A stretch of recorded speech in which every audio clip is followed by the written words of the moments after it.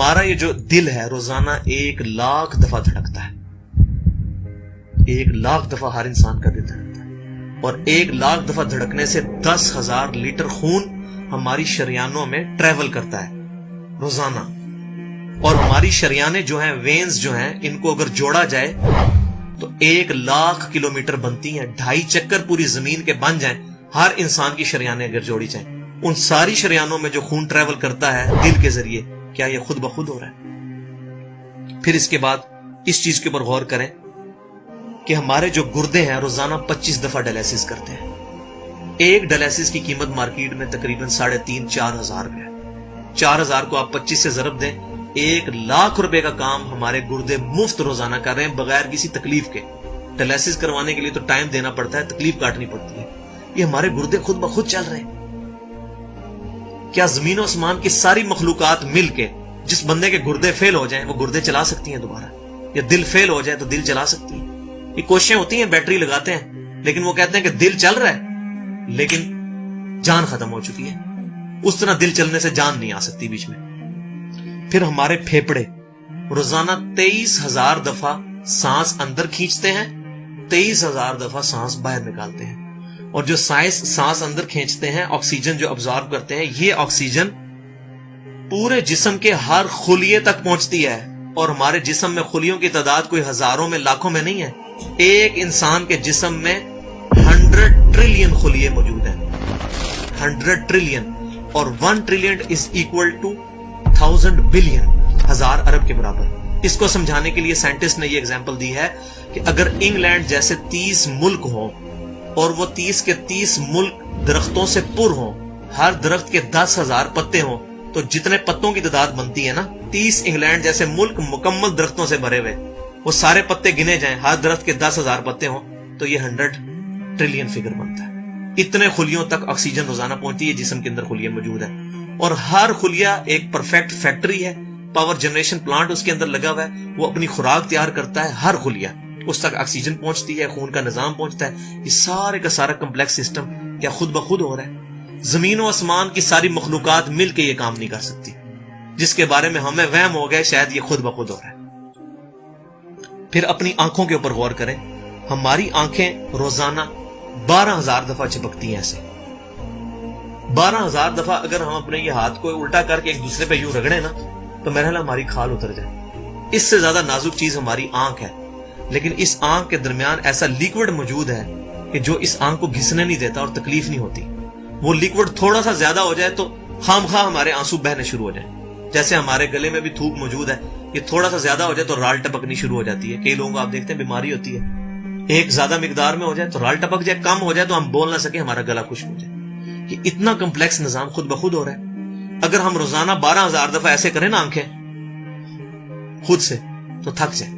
لیکن یہ بلا ارادہ یہ ساری کی ساری چیزیں کسی کنٹرولنگ اتھارٹی نے اس کو ٹائنیسٹ ڈیٹیل تک کنٹرول کیا ہے کہ جو ہمارے اختیار سے باہر خود بخود ہماری آنکھیں چل رہی ہیں.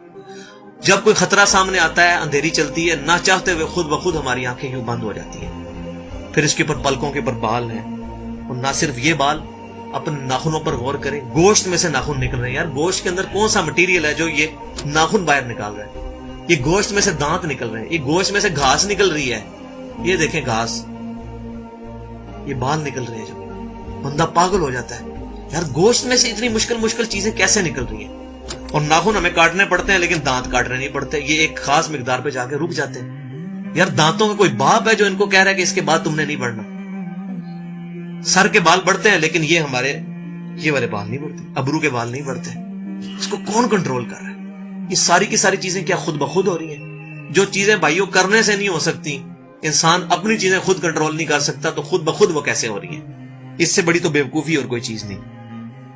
پھر سب سے مشکل جو انسٹرومنٹ ہمارے دماغ جو ہے, ہمارے دماغ کے اندر 10 ارب خلیے ہیں, اور جو دماغ کے اندر جو ہمارے کنیکشنز ہیں وہ 100 ٹریلین ہیں, equivalent to the quantity of cells in human body. جو میں نے بتایا تھا انگلینڈ جیسے 30 ملک ہوں, وہ والی ایگزامپل دی, وہ سیم اتنے کنیکشنز دماغ کے اندر ہیں. ہمارے دماغ کے اندر 1 منٹ کے اندر 10 لاکھ چین ریئیکشنز ہوتے ہیں جن کی وجہ سے دماغ کام کرتا ہے. ایک کنیکشن بھی ان 100 ट्रिलियन कनेक्शन में से डिस्टर्ब हो जाए, हमारा दिमाग काम नहीं कर सकता। इतनी टाइनीस्ट डिटेल तक दिमाग को जो कंट्रोल किया है, ये क्या दिमाग खुद ब खुद अपने आप को कंट्रोल कर रहा है?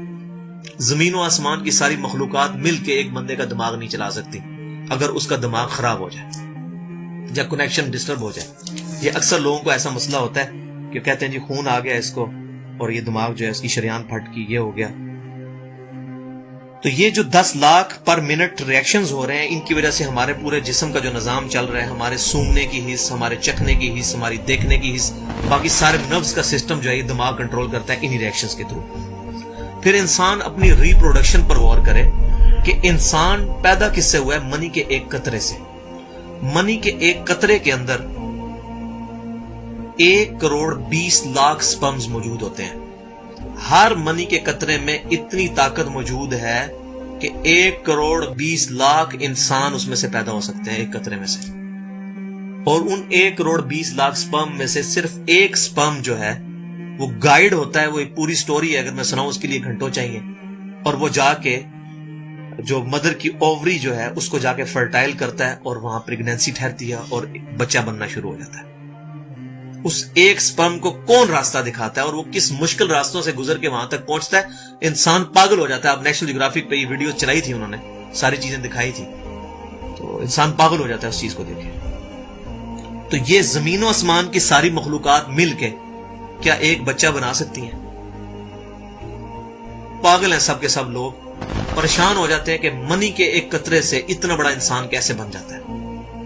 उस मनी के कतरे में तो कोई ऐसी चीज नहीं है जिससे आंख का ढेला बन जाए और उसके पीछे शीशा लग जाए। उसमें तो कोई ऐसी चीज मौजूद नहीं कि ये बाल जैसा मटेरियल निकल आए। फिर वो सारी की सारी चीजें इतनी परफेक्ट हार्मनी में बन के बाहर आती हैं पूरे सिस्टम के तहत। ये कैसे हो रहा है? जो काम जमीन और आसमान की सारी मखलूकात मिलके नहीं कर सकती, वो खुद ब खुद कैसे हो सकता है? इसीलिए बायोलॉजी के जो चंद लॉज फाइनल हुए हैं, उनमें से एक लॉ ये भी फाइनल हो चुका है, एक यूनिवर्सल लॉ बायोलॉजी का, कि living cells can never be produced from non living source. जिंदा जो खुलिये हैं, जिंदा चीज कभी भी मुर्दा चीज से नहीं बनाई जा सकती। जिंदा चीज से ही बनेगी, जिंदगी में से ही जिंदगी बन सकती है। अब खून, दुनिया के सारे केमिकल्स जोड़ लिए जाए, खून नहीं बन सकता। जिंदा बंदे का खून ही उस दूसरे बंदे को लगता है, क्यों कि लिविंग सेल्स है। तो ये बायोलॉजी का लॉ जो है ये फाइनल हो चुका है। अब तक जितनी मैंने डिस्कशन की, ये वो तमाम डिस्कशंस हैं जो आम इंसान, इसमें से मेजॉरिटी चीजें ऐसी हैं कि जो आम इंसान, चाहे आज का इंसान है चाहे 1000 साल पहले का इंसान है, वो इन सारी चीजों को ऑब्जर्व करके एक सुपर कंट्रोलिंग अथॉरिटी तक पहुंच सकता है, और वो अथॉरिटी है अल्लाह।